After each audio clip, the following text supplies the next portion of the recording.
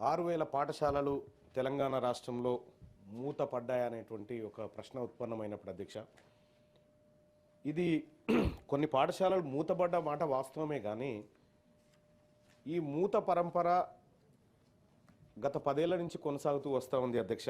వాటిని తగ్గించడం కోసం రాష్ట్ర ప్రభుత్వం చేస్తున్న ప్రయత్నానికి రాష్ట్ర ప్రభుత్వానికి ధన్యవాదాలు తెలియజేస్తూనే అధ్యక్ష ఒక చిన్న విషయం అధ్యక్ష, గతంలో 65% స్కూల్స్కి అంటే గత 10 ఏళ్ల క్రితం 65% స్కూల్స్కి బిల్డింగ్స్ లేవు, ఇన్ఫ్రాస్ట్రక్చర్ లేదు అధ్యక్ష వాళ్ళు చెప్తున్నటువంటి వాటికి. సో వాటి విషయంలో ప్రభుత్వం ఏమైనా అంటే ఆ లోటును ఏమైనా పూడ్చడం కోసం రాష్ట్ర ప్రభుత్వం ఏమైనా చర్యలు తీసుకుంటుందా ఒకటి అధ్యక్ష. ఇక క్లాస్ రూమ్స్ లేకుండా ఏది ఒక బిల్డింగ్స్ లేకుండా చిన్న చిన్న డార్మెటరీస్లలో కూడా పెద్ద పెద్ద గురుకులాలని చెప్పి నడిపించినటువంటి పరిస్థితి కల్లారా చూసినాం అధ్యక్ష. అలాగే 90% బీసీ వెల్ఫేర్ మస్తుగున్నాయి కానీ మైనారిటీ వెల్ఫేర్ లాంటి చాలా ఉన్నాయి.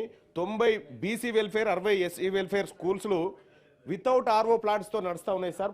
రక్షిత మంచినీటి కోసం రాష్ట్ర ప్రభుత్వం చర్యలు తీసుకోవాల్సిందిగా ఒక మాట సార్. అలాగే 20% స్కూళ్ళు సార్, 20% స్కూళ్ళు ఇక్కడ ఇబ్రాహీంపట్నం పేరు మీద స్కూల్ శాంక్షన్ అవుతుంది, అది పోయి మాల్కాడు ఉంటుంది సార్.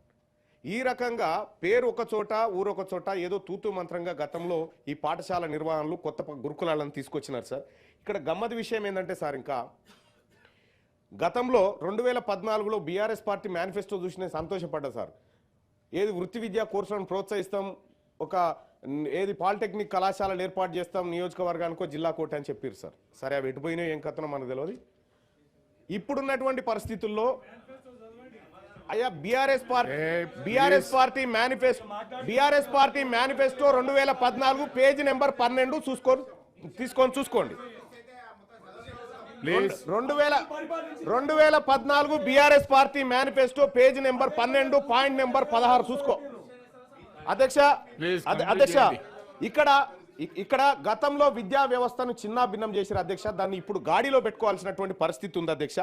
ఆ గత హయాంలోనన్నా ఈ హయాంలోనన్నా మూతబడ్డ పాఠశాల విషయంలో నేను ఒక సూచన చేయదలుచుకున్న అధ్యక్ష తమరి ద్వారా సార్. ఇప్పుడు మన ఒక దాదాపుగా 1913 పాఠశాలలు ఏవో మూత దిశగా ఉన్నాయని చెప్పి మనం అనుకుంటున్నాం సార్.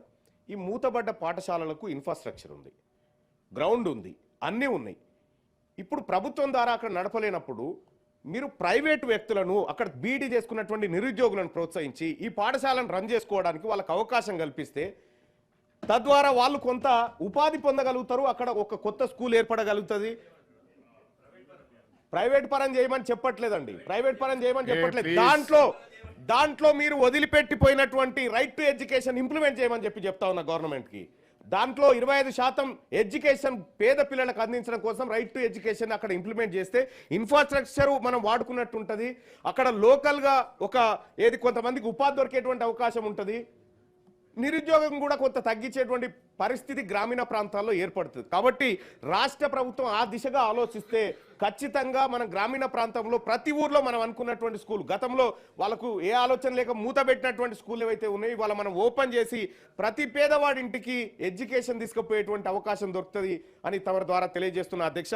ఇంకొక విషయం అంటే అధ్యక్ష సప్లిమెంటరీ ఇదే సార్, సప్లిమెంటరీ ఒక్కటే క్వశ్చన్ ఉంది సార్. ఇప్పుడు ఫీజు బకాయిల గురించి కూడా చాలా మాట్లాడుతూ ఉన్నారు సార్. నిజంగా ఇబ్బంది జరుగుతూ ఉంది సార్. దాన్ని కూడా దయచేసి పెద్ద మనసుతో ఆ ఫీజు రియంబర్స్మెంట్లు ఏవైతే పెండింగ్లు ఉన్నాయో గతంలో అడగలేకపోయినాం, వాళ్ళు చేయలేకపోయారు, మన ప్రభుత్వం అన్న చేయాలని రిక్వెస్ట్ చేస్తా ఉన్నా అధ్యక్ష.